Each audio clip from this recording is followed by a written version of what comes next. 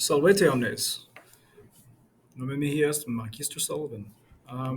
Here back to talk about Eutropius, 315. Last time we met Eutropius 314, it was some successes for Hannibal, but also some defeats. Sicily was captured by Marcellus or Marcellus. In Rome, it had actually been having some victories of their own. And most notably, Livinus has been distinguished and returned to Rome a conquering hero after forging a relationship with King Philip of Macedon, who is very famously known as Alexander the Great's dad. So we'll jump right in here and see what's going on in Spain. So, meanwhile, Publius Cornelius Scipio, right? So that's his full name. Publius would be his boyhood name, Cornelius, which is his family name or last name, what we would use here in Scipio. This is most likely his cognomen. So praenomen, nomen, and cognomen. All right, we can talk about that later. So Publius Cornelius Scipio is sent to the Spains. Right, so we learn if we look down below in the notes here that Spain is separated into different places or different regions. So this refers to both regions of the Spain's itself.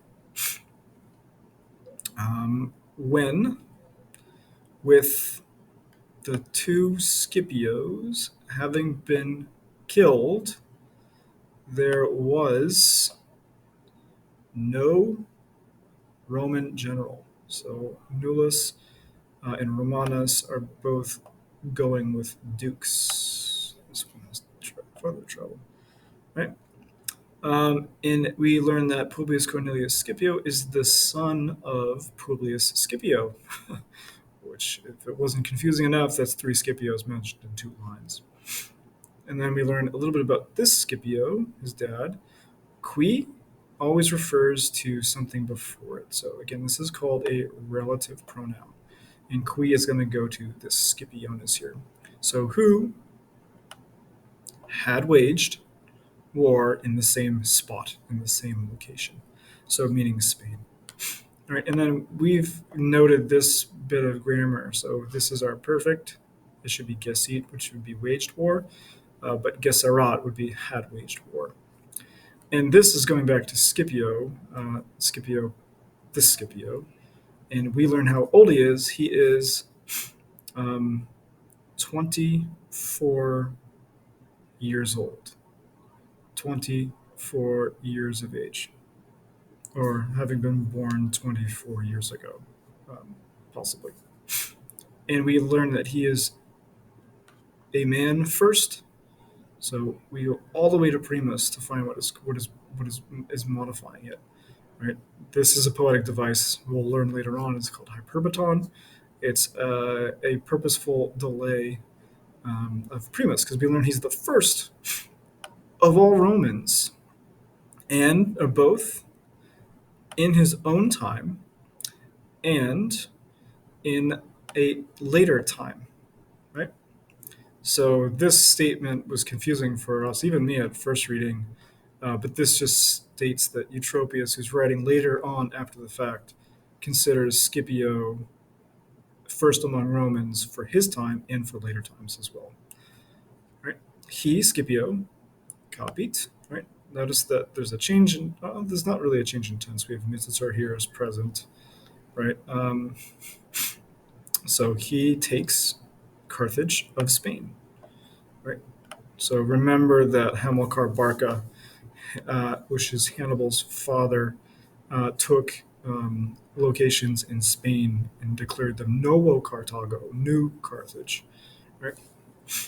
And we learned, so in Spain, in which, so qua here referring to Spania, the relative, in which the Afri, the Africans, had, right? Again, we have the imperfect form here, right? It's noted by the ba, right? Imperfect sheep say ba.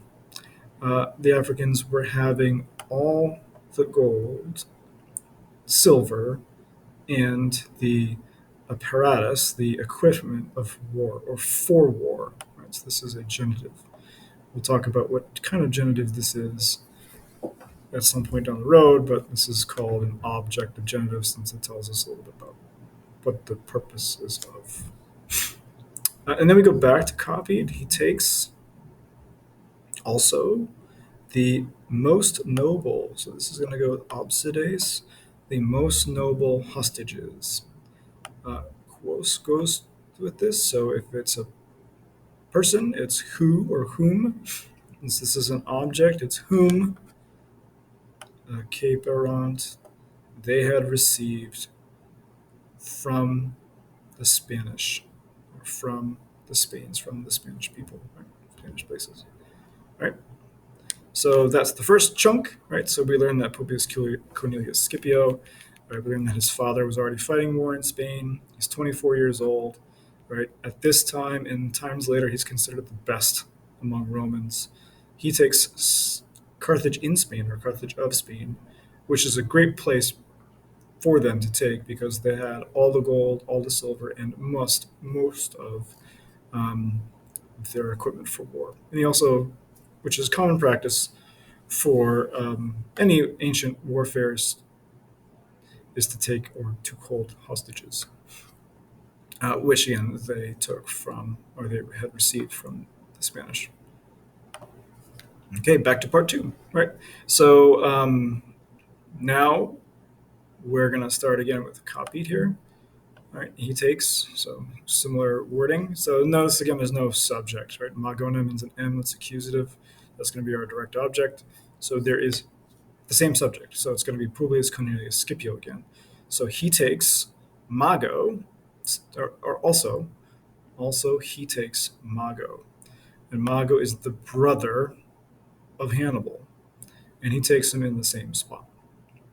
Okay, and then Quem, remember, this is either whom or which, and it's going to go, we're going to refer to someone else. And it could either refer to Hannibal or Mago, but it's going to refer to first fratrem, and so that refers also to Mago. Right, so whom, so Mago is the one he's sending, so whom Scipio sends to Rome with others.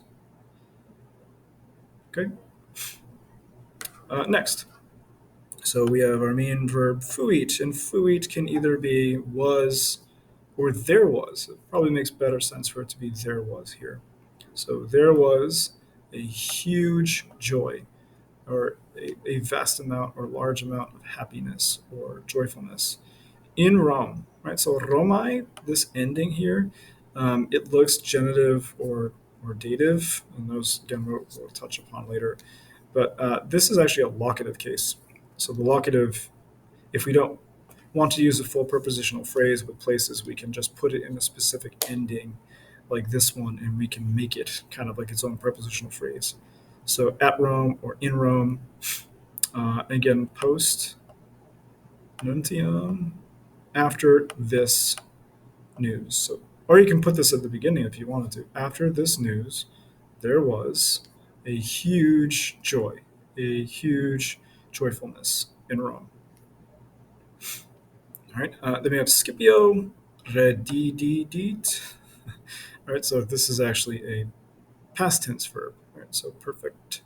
Right. Often when we repeat things in here or syllables like this, didit, or this could also be a symbol or marker for past tense or perfect tense verbs. So Scipio gave back, literally gave back the hostages of the Spanish or of the Spanish peoples to their parents. Right? For which reason, or by which reason, or because of which reason, nearly all of the Spanish transierunt crossed to him in one mind, in one spirit, in one soul, or unanimously, or uniformly. All right, so they all crossed to Scipio because of this kindness, perhaps.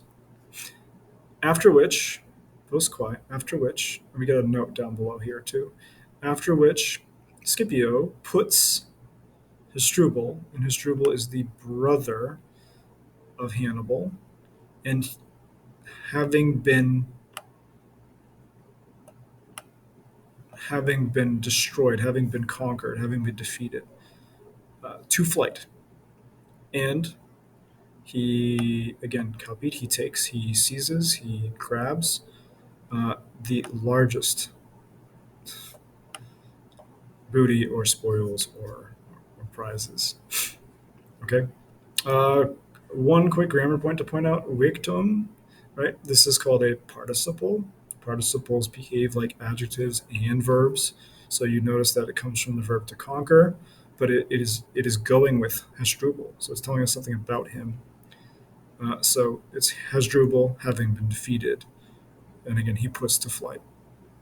Or again, we could say defeated Hasdrubal, right? He puts to flight. Okay, that's it. So next time we'll probably skip a little bit ahead to the fateful battle at Zama, in which ends effectively the Carthaginian War, um, and puts Hannibal very much in the exile state. But until then, valete omnes.